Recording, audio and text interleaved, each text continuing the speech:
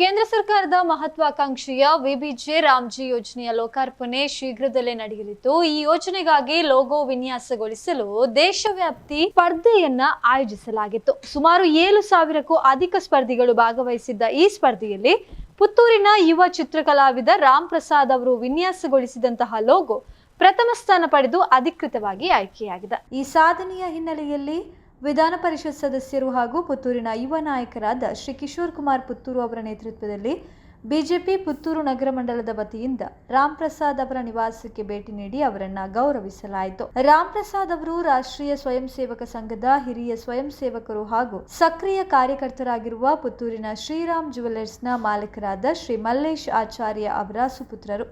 ಈಗಾಗಲೇ ಚಿತ್ರಕಲಾ ಕ್ಷೇತ್ರದಲ್ಲಿ ವಿಶೇಷ ತರಬೇತಿ ಪಡೆದು ರಾಜ್ಯ ಹಾಗೂ ರಾಷ್ಟ್ರ ಮಟ್ಟದ ಅನೇಕ ಸ್ಪರ್ಧೆಗಳಲ್ಲಿ ಪ್ರಶಸ್ತಿ ಹಾಗೂ ಮಾನ್ಯತೆಗಳನ್ನು ಗಳಿಸಿರುವ ಇವರು ತಮ್ಮ ಪ್ರತಿಭೆಯ ಮೂಲಕ ಪುತ್ತೂರಿಗೆ ಹೆಮ್ಮೆಯನ್ನು ತಂದಿದ್ದಾರೆ. ಇವರ ಈ ಸಾಧನೆಗೆ ಸಾರ್ವಜನಿಕ ವಲಯದಿಂದ ಹಾಗೂ ವಿವಿಧ ಸಂಘ ಸಂಸ್ಥೆಗಳಿಂದ ಅಭಿನಂದನೆಗಳ ಮಹಾಪೂರವೇ ಹರಿದು ಬರ್ತಾ ಇದೆ. ಈ ಕಾರ್ಯಕ್ರಮದಲ್ಲಿ ಬಿಜೆಪಿ ಪುತ್ತೂರು ನಗರ ಮಂಡಲದ ಅಧ್ಯಕ್ಷರಾದ ಶಿವಕುಮಾರ್ ಕಲ್ಲಿಮಾರು, ಮಾಜಿ ಶಾಸಕರಾದ ಸಂಜೀವ ಮಠಂದೂರು, ಜಿಲ್ಲಾ ಉಪಾಧ್ಯಕ್ಷರಾದ ಪ್ರಸನ್ನ ಮಾರ್ತಾ, ಪ್ರಧಾನ ಕಾರ್ಯದರ್ಶಿಗಳಾದ ಯುವರಾಜ್ ಪೆರಿಯತೋಡಿ ಹಾಗೂ ಶಶಿಧರ ನಾಯಕ, ಪಕ್ಷದ ಹಿರಿಯ ಮುಖಂಡರಾದ ಚಂದ್ರಶೇಖರ ರಾವ್ ಬಪ್ಪಳಿಗೆ, ನಗರ ಮಂಡಲ ಉಪಾಧ್ಯಕ್ಷರಾದ ಸಂತೋಷ್ ಕುಮಾರ್ ಮತ್ತು ಕೈಕಾರ, ಗ್ರಾಮಾಂತರ ಮಂಡಲ ಉಪಾಧ್ಯಕ್ಷರಾದ ನಾಗೇಶ್ ಟಿಎಸ್ ಮತ್ತಿತರರು ಉಪಸ್ಥಿತರಿದ್ದರು.